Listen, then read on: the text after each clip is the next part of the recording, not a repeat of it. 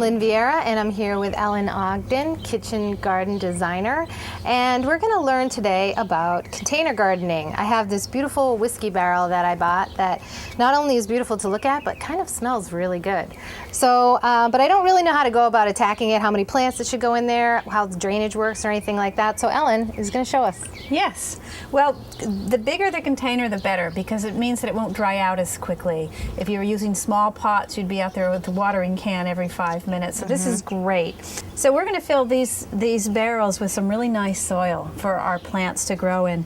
But we also need some drainage, because if we didn't have any way for the water to escape, then the roots of these plants would start to rot.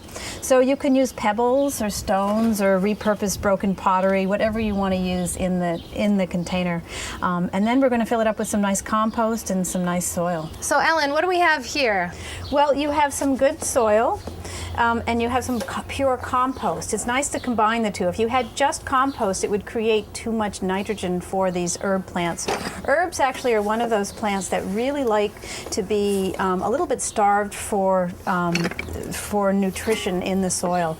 But generally, for any kind of container plant, you want to start with some kind of nutrient-rich combination so that the plants can sustain throughout their growing season. So how far up should we go in this container? Well, you're doing a good job now. You're alternating the compost with the soil. I would keep doing that and maybe just come up to be about 2 inches from the top.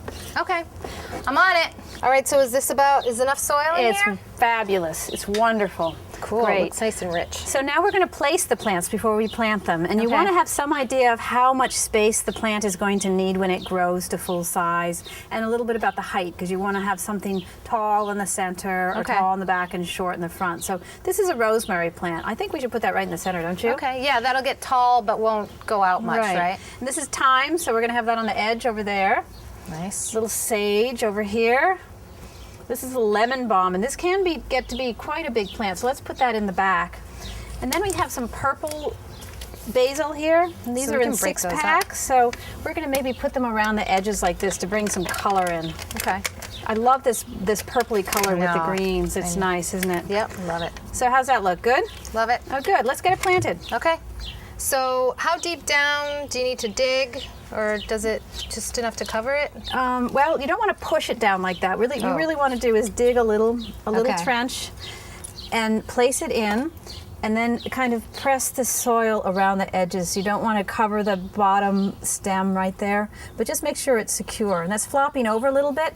What I often do, this is an annual, and if annuals love to be pinched back, because then they'll get nice and bushy. So see right there between the two leaf nodes, the new leaves coming out, I'll actually pinch that back. So it's no longer going to flop, and it's going to create more of a plant. And I'll take this inside and cook. Okay, nice garnish.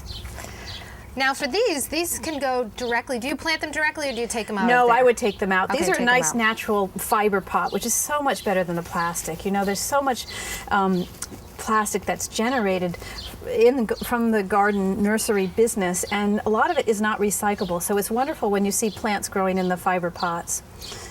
So we'll give it a little bit of water.